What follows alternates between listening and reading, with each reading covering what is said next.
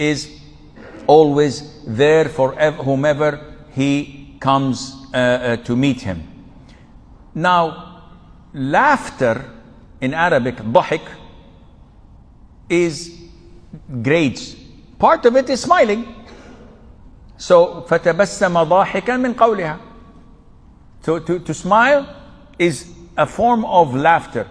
But the Prophet would never ever laugh, alayhi salatu salam, with a loud bang. You know, like people laugh and open their mouths and you can see their cavities and investigate everything. What is this? No.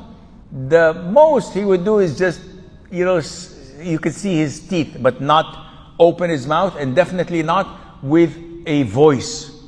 Ha ha ha ha. And some people fall on their back. Some people start to, you know, weep and tears come. What is this? And the sad thing is that people even pay money for that. They go to stand-up comedians and they pay them money to mock them, to scold them, to say bad things about them, to roast them, as they say. And they laugh. And they make fun of religion, they make fun of your nationality, they make fun of everything. And this is a form of insanity. The Prophet used to laugh and smile whenever it was needed. Once there were women sitting at his side speaking to him from Quraysh, from his tribe, and they were loud in their voices. No, they're doing this, they're doing that. And the Prophet was there among them, listening to their complaints, alayhi salatu wasalam. When all of a sudden Umar ibn al-Khattab knocked on the door and said, Assalamu alaikum wa rahmatullah. He wanted to come in. Immediately they slowed down and nobody was speaking. So the Prophet alayhi salatu, and they started taking hijab, putting hijab on and covering themselves appropriately. And Umar was given permission to come, so he entered. When he entered, he saw the Prophet laughing. So he said, "Oh Prophet of Allah, may Allah always make you happy, in a good mood. Well, tell me, why are you laughing?" He said, "Subhanallah, I was amazed of these women who were raising their voice in my presence. And the moment they heard your voice, they calmed down and they started covering themselves properly, and they've done this and that." So it shows you the character of the Prophet ﷺ, that he was I wouldn't say a cheerful person in the sense, but he was a pure soul. The Prophet ﷺ would not find it harmful to express his joy, his laughter, his amazement of what is happening. And this shows you that our religion is a religion, a live religion. It's not a religion of being dead, being serious, don't speak, don't act, don't, be very slow, no. Islam is an ongoing religion. Have fun, smile, do practical jokes if needed, no problem in that. The Prophet ﷺ was addressed by his companions. They said, "Oh Prophet of Allah, you joke with us. You're the Prophet, but you are joking with us." And he said, "Yes, but I never say except what is true. I joke, but everything that comes from my mouth is what? Is truth." The Prophet ﷺ had a companion of his name was Zahir ibn Haram. Zahir was a nomad. The nomads live in the desert, they have their cattle, they go from one place to they don't have a fixed place to stay.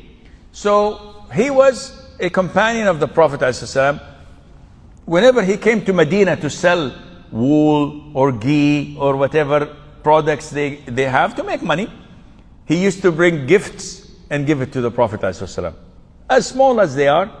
And the Prophet ﷺ appreciated that. So whenever he wanted to go to his desert, the Prophet would also give him some gift. And they had this love bond between them. And the Prophet used to say, "Zahir is our desert area, and we are his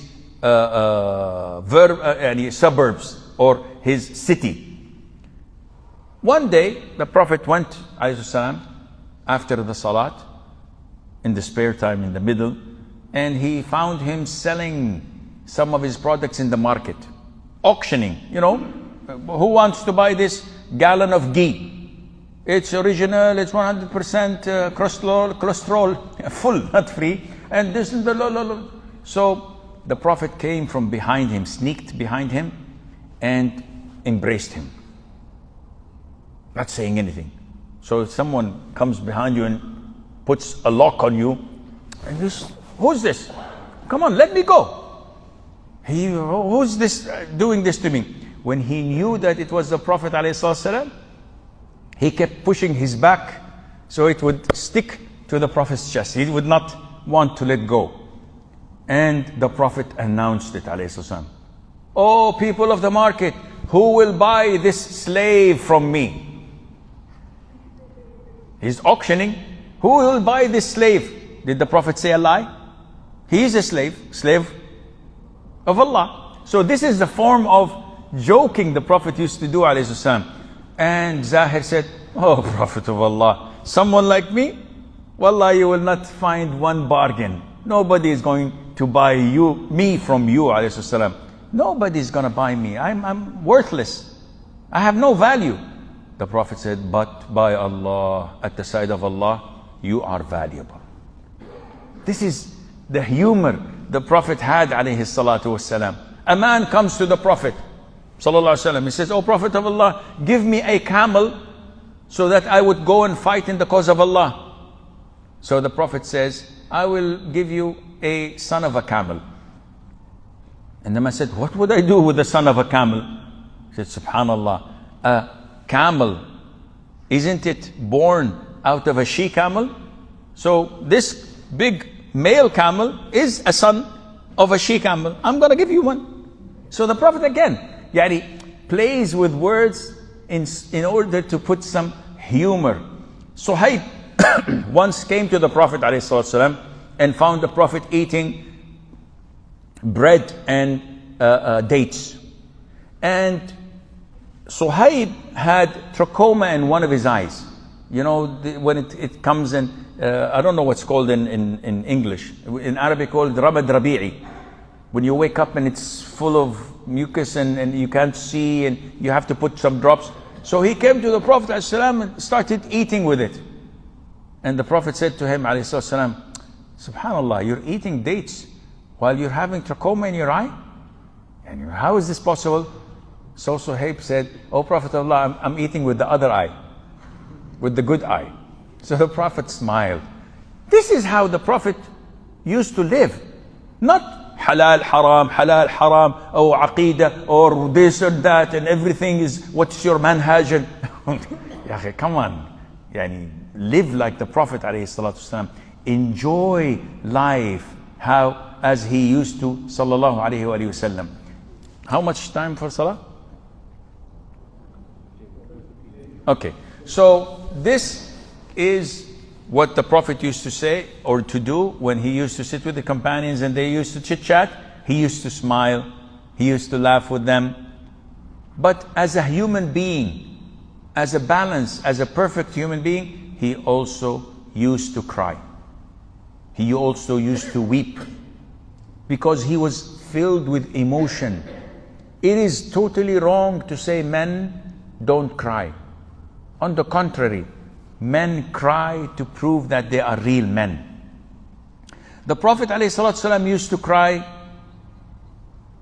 out of mercy for the dead, out of fear for his ummah, out of fear of Allah. Whenever he heard the Quran, whenever he attended a funeral, whenever the sun eclipsed, and he is the one whom Allah forgiven the previous and the upcoming sins. Yet he used to be this emotional. So let's take a preview, because this is part of how the Prophet lived, alayhi salatu wasalam, and see how he cried, alayhi salatu wasalam. Number one, Abdullah ibn Amr ibn al-As says, when the Prophet sallallahu alayhi wa sallam read this ayah, my Lord of Ibrahim, my Lord Indeed, they have led astray many among the people.